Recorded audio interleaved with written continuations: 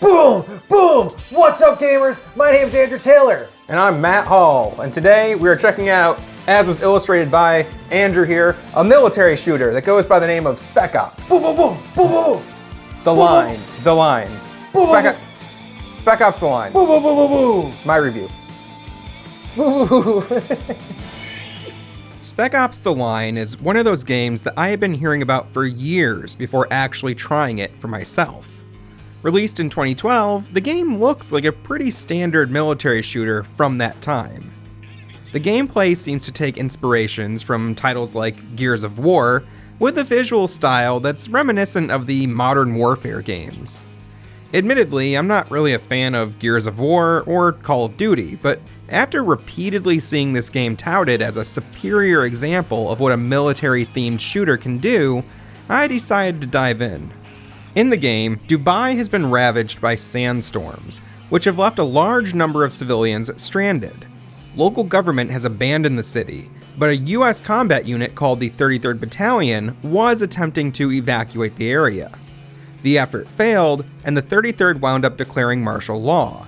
The scene turned to total chaos, and Colonel John Conrad of the 33rd Battalion sent out this looping radio signal that stated, Colonel John Conrad, United States Army, has evacuation of Dubai ended in complete failure. Death toll, too many.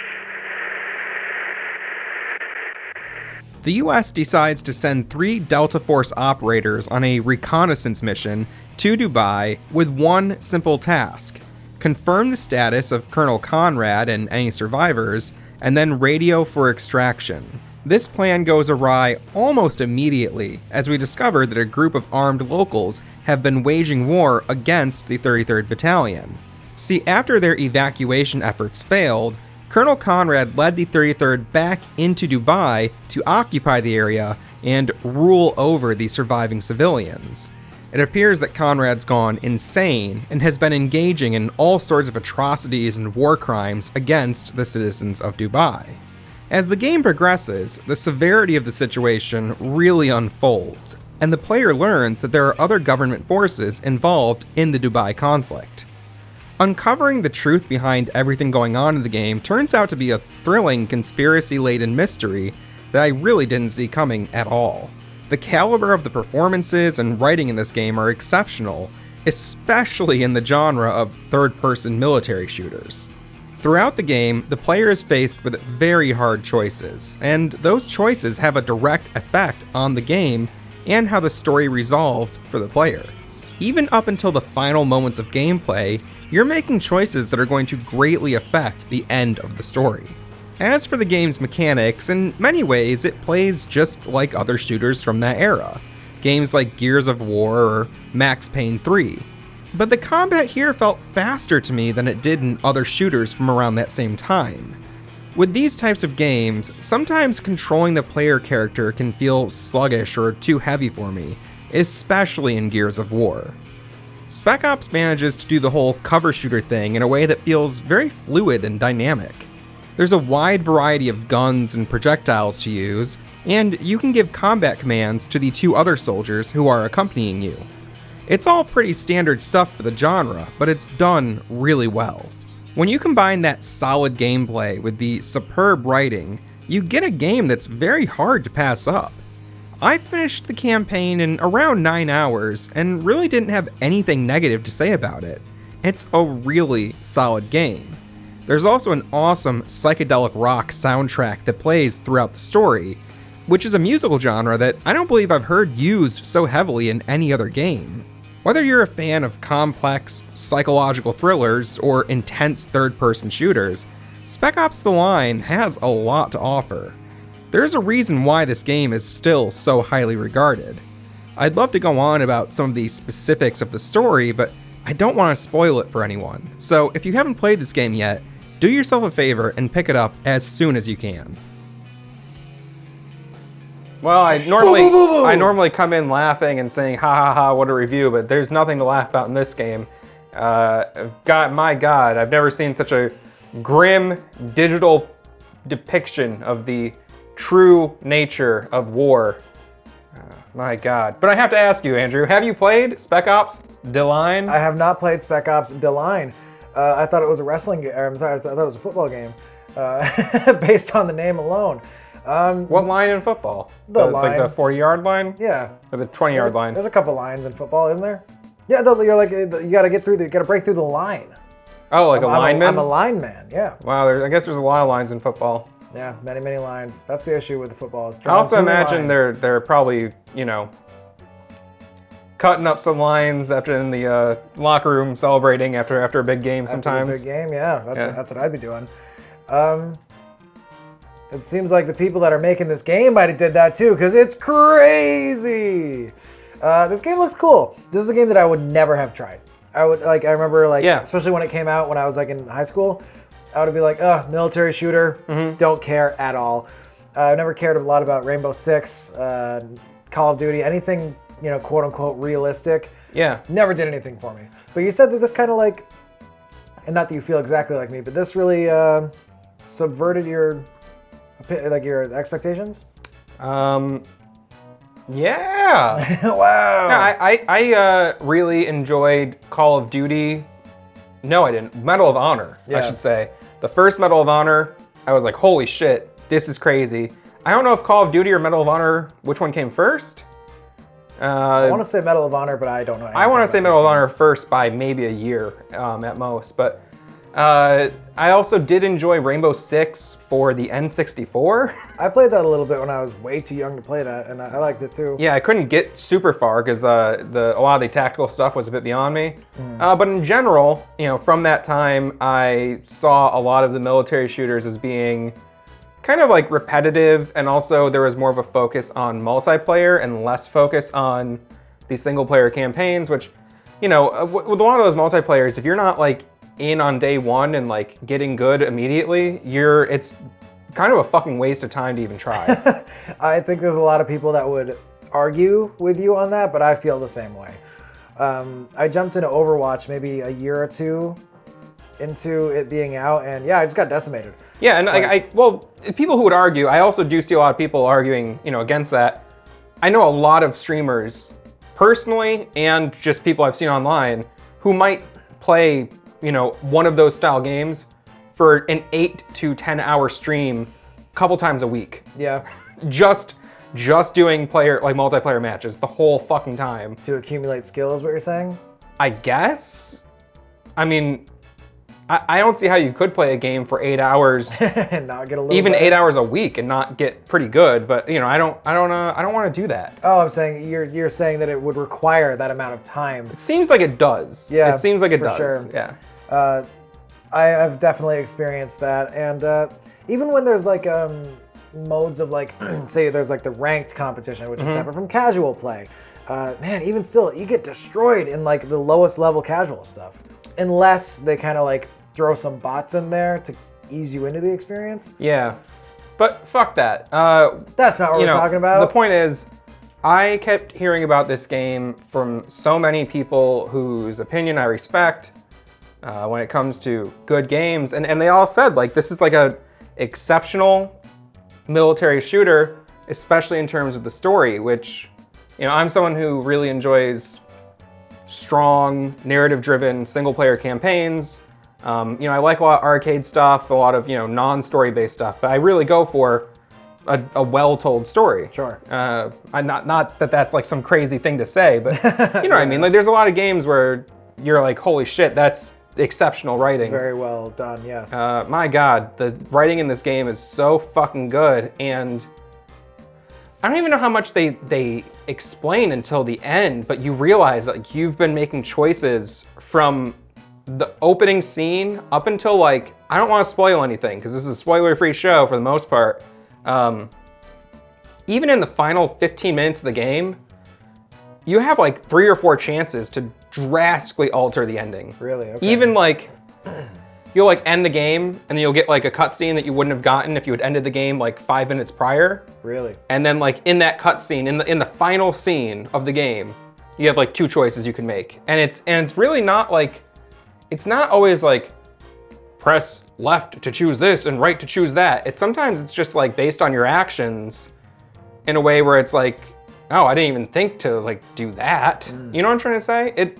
It's weird to talk about without getting into like the specifics, but like the player choice is heavy and does have a very real impact on the game in a way that I think a lot of games would like to do.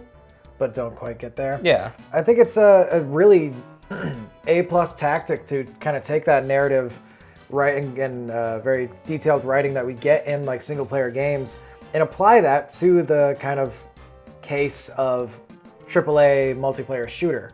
That could make for a great game because like even big Call of Duty fans that I know, the stories are like, yeah, it's cool. It's like a little action piece. Well, I think the last couple didn't even have a single player campaign. Really?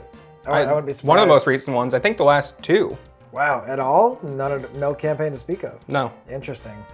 Yeah, I guess that means nobody's playing it, but maybe well, they it's just two different types. types of players. Yeah. I don't know, but maybe what are you saying? If they had extremely strong. Potentially. Well, I mean that's something that at the time of recording this, Crossfire X drops in like 2 weeks with a single player campaign written by Remedy Entertainment and developed by Remedy on the Northlight engine. And my understanding is they've been working on it for 5 or more years. Wow, okay. So I don't know. I've been burned sometimes, but I have pretty high hopes for that being a crazy solid campaign. Yet to be burned by Remedy. Well, I was burned by the Alan Wake remaster, I'd say. That kind of sucked. That kind of sucked. That was a little bit of an issue, but yeah, I'm very excited to see that as well. I think that's a lot of what's kept me away from AAA, more realistic shooters. Because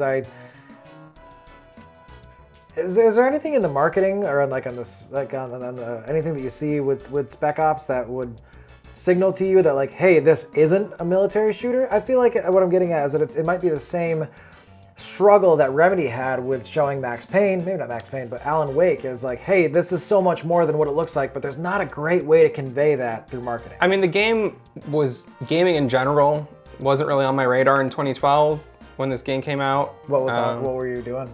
What was on your radar? Traveling and playing music and shit. I thought you were gonna have a funnier answer. No, I just wasn't playing a lot of games. If I was playing any games, it was just like Super Nintendo or Genesis or. All right. Yeah. Sorry. Games, right? It's all right. I forgive you. I just didn't give a fuck about modern gaming. I remember when I think it was Morrowind. No, it was Oblivion. When Oblivion dropped, I played that for a little bit and was like. You saw the commercial and you said, "Ooh, no!" I said, "Why is the text so fucking small? This is stupid." And like, no one had HD TVs that I was around, so like, they're trying to play these like HD games on old CRTs, and it fucking sucked. Yeah. And so I don't know, for a good 9 years or so, I was kind of like, games are dumb. I'm just not gonna try to do this until I got, maybe around 2016, 2015. I started to do a little bit of laptop gaming, and then eventually, over the next 4 or 5 years after that, got pretty deep back into gaming. And now I've been trying to purposely, what happened in the mid to early 2000s and 2010s that I missed because I just wasn't fucking thinking about modern games. Right. And this is one that I just kept hearing so much about. So I don't know. I don't know about the marketing, but I know personally, I had heard of the game, and just seeing it, I was like, why would I fucking care about that? Yeah. Even if it's just like, I don't know. Sometimes just being like, oh, it's a story, it's a realistic story about war. It's like, okay, what does that really mean? You know what I'm trying to say? It's like. You could use that to describe like an action movie that's way over the top and silly still. You know what I mean? Yeah. Like how does it separate just itself? Fucking just meathead characters that I don't give a fuck about that have no weight to any of their actions, because they're like, really, what are they there to do? Like kill a bunch of people? Yeah. But I don't want to spoil it, but like the terrorist scene in I think in one of the Modern Warfare games that was like super controversial. At the airport, we have to kill everyone. It's called No Russian. Jordan can confirm off camera. Yeah. Or No Russians or whatever. You were right the first time. No Russian? Yeah, No Russian. I don't know what that means. No Russian left alive. Oh, Jesus. Jordan says that it's no Russian left alive. So like imagine that level of severity of action, stretched across an entire campaign and not really done for shock value. You know what I mean? Right. Not that was done for shock value per se, but like the whole story is like full of beats that are like that fucking brutal and intense. You're like, Jesus Christ, like what am I doing? But also, that's kind of like the reality of those situations for some people, and that's why, you know, a lot of people come back not looking the same as they did before. I'm laughing because in this little session, this little filming session before this, we were talking about my reviews of A Short Hike and Skeletal Avenger games that we'd classify kind of as baby tier, and now we're talking about like relaxing games, genocide, kind of kill all the people, kill all the innocents. But I find that very compelling when it's done well. Yeah, and it was not just shock and gore and brutality for the sake of it. It was stuff that made you really feel the weight of those actions. So you know, I'd love to cover this game in depth on a future episode of I've Played, to see what you and Jordan would think about, you know, the game, especially because there's heavy replay value because the choices you can make. Lots of branching paths. And it doesn't, I'm assuming you're saying it doesn't seem like you go left or right, but then that next decision funnels you back to had you gone straight. You know what I mean? Yeah, in a way, it's more just like, like what is your, how do your choices impact your relationship with the other characters? How does it impact your experience with the game? The world around you? Yeah, because you know, all of it. It's just like, there's big fucking moral, ethical dilemmas that you're faced with in the context of a very brutal war zone. I find that super compelling. It also takes place in Dubai. Which is you know, Jordan's pumping his fist over there. I don't know anything about Dubai aside from that. There's a lot of money there and there's a lot of stuff happening. I'll just be very broad strokes with it. So I find that setting I want to know. That's what I say about politics in general, is there's a lot of money there and a lot of stuff happening. A lot going on. Not saying anything in particular, but it sounds cool. We already have so many games that we're gonna be playing for I've Played, like mostly scheduled, but I would really enjoy playing that game and like getting to kind of, I love when things destroy my expectations or assumptions about them, and I think this game would do that. Yeah, totally. And so, you know, to anyone curious about it, again, I said it in the review, but about 9 hours, I'd say between 8 and 10 really, you know, and I was pretty thorough with my exploration, so you could probably be on the closer side to 8. It's a game that you could play through in a weekend, no problem. And it's often on sale. So the cover shooting feels pretty good? Feels really good. I'm not a fan of Gears of War. I especially don't like the Gears of War series, because I think the character feels really clunky, and I am not committed enough to the story to deal with like how much I just don't like how it feels. Right. Although I do intend to eventually just power through and give those games a real shot, because I know they're considered to be classics. We should do that on I've Played as well, because Jordan and I grew up with those games, so I only know them as awesome. Yeah. But if I went back to them as an adult, maybe I wouldn't feel the same way. Yeah, it's always hard to like, you know, play games decades past. Yeah. A lot of control schemes and mechanics that felt fine at the time have been, you know, expanded on and perfected and refined. Sure. In ways where you just kind of like expect a game to feel a certain way now. And I'd say there's very few examples of, you know, run-of-the-mill games that control, fuck graphics and everything else. I'm saying like purely in control, do they feel super good to modern players? That's like one of the biggest complaints I have with like going back to a lot of stuff on GOG from like the mid 90s and shit, you know, a lot of PC games. Being accessible. Yeah, a lot of tank controls, a lot of like awkward keyboard layouts you can't remap and shit. So specifically, I'd say the control, cover, everything felt really good. I don't really love this genre, is what I'm saying. Right, but you, as a person that doesn't love the genre, still had a good time with it. Yeah, it felt good. It was very snappy. It was not to say there was snap cover, which there is, but it was just like, it just felt smooth and fast. And like, I felt like anytime I needed to like, you know, be fucking on it in a really intense battle, I could. That's how I felt with the later Gears of War games, for sure. The second and third one. I did play the fourth, and I think there's a fifth out now. I haven't played the last one. I believe Gears 5 is the most recent. I played a little bit of it when it launched on Game Pass, I believe. Oh, that's right. Oh, that's right.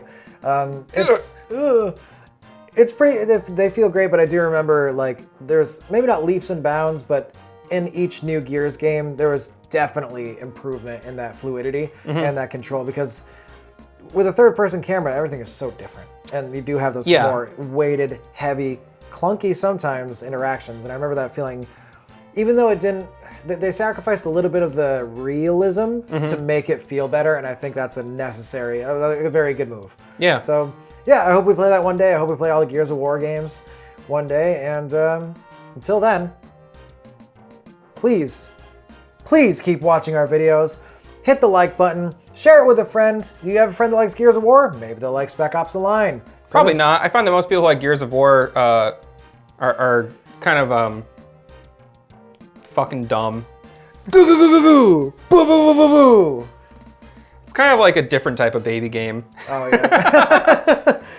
Goo goo goo. Just boo, kidding, boo, boo. gamer. Yeah, please share the video with any like-minded individuals, or if you're trying to brainwash someone and get them to become a certified gamer, our channel is a great indoctrination tool. And I do want to say thanks for all the comments and the liking and subscribing, and for the suggestions for new games. Now, I have begged for game suggestions in every video we've made, basically, and I've gotten a handful of them, and no one's steered me wrong yet. So keep them coming, and maybe you'll see your suggestion here on a future episode of Have You Played? I hope so, Matt. Yes. Bye.